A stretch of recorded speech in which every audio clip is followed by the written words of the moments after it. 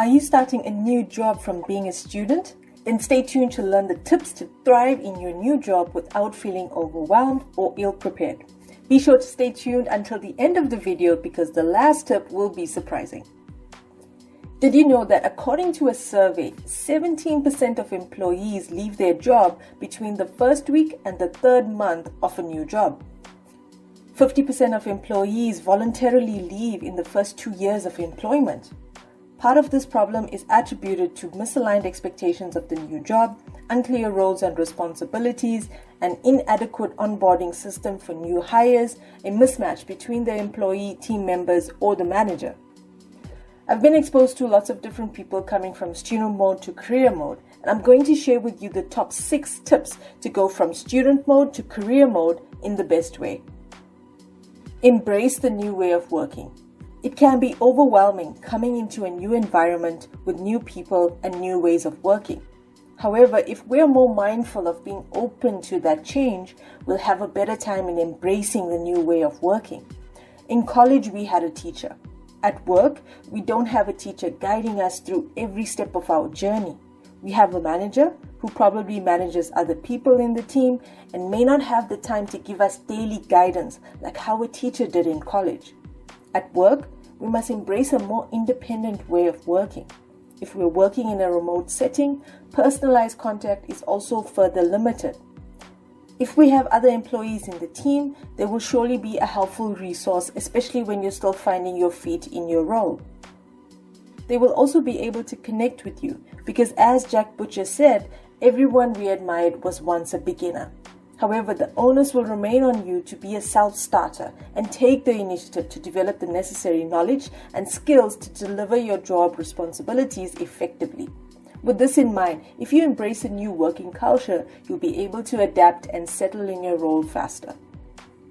Maintain relationships. Sometimes we think that networking is not as important when we're starting our careers.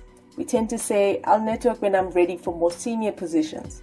However, networking from the start of your career is one of the most powerful strategies that we can benefit from at any time. As Porter Gale famously said, your network is your net worth. Also be mindful to maintain your relationships with your close friends and family.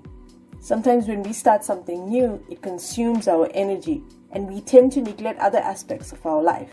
Be mindful of nurturing our social relationships outside of our work as well, as our family and friends will always be our strongest support system. Focus on your unique journey.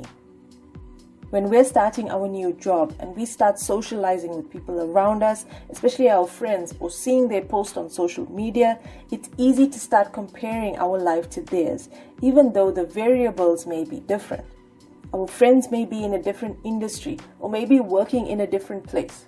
We can easily start to go down a comparison juncture if we're not mindful about it. The critical thing we need to remember is that we all have our own unique journey, and we have a unique path to follow that may look different to others. When starting our careers, a goal we should always prioritize is gaining experience in the field we love. Make a conscious effort to find things you love about your job and focus on those aspects to become an expert in that skill. It also helps us to learn about ourselves. If you don't absolutely love what you're doing right now, then maybe it's time to consider navigating to a different path later on. Always focus on what you want in your career as opposed to what others are doing or where they're at in their lives. Time and stress management. In college, we had way more free time between classes than what we have as an employee.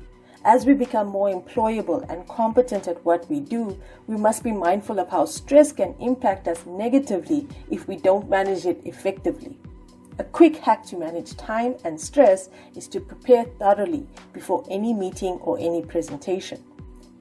Ensure that you have practiced what you need to do if you're delivering a presentation, for example. This will ensure that you're in a calm mode and it will prevent you from feeling stressed. As you progress in your career, you'll get more insight into what makes you feel stressed, your time management skills, and which areas you need to improve on. Keep a record of your accomplishments. Our career is one of the longest journeys we'll take in life. We'll have excellent days and we'll have tough days. It's all a part of life. Whenever you have accomplished something, record it in a journal or notebook. On tough days, go through those accomplishments and remind yourself of how far you've come. On great days, go through those accomplishments to keep being inspired and grateful for all you've achieved. Celebrating small wins contributes to achieving the big wins in life. Be a continuous learner. Now, I know the video is about student mode to career mode, and you're thinking, I've just finished my studies. I've just finished learning. The best advice I'll give anyone is to keep learning for personal and professional development, even after college. The world is constantly changing. The job market constantly seeks candidates who have kept up with the changes and can adapt accordingly to derive business results. Ways of learning can be reading a book or doing a short course online. When you're gaining work experience, learn from those around you, and most of all, have fun. As Mercier said, when we learn with pleasure, we never forget. Zig Ziglar states, if we're not willing to learn, no one will help us. But if we're willing to learn, no one can stop us. If you found value in this video, be sure to subscribe, and I will see you all in the next video.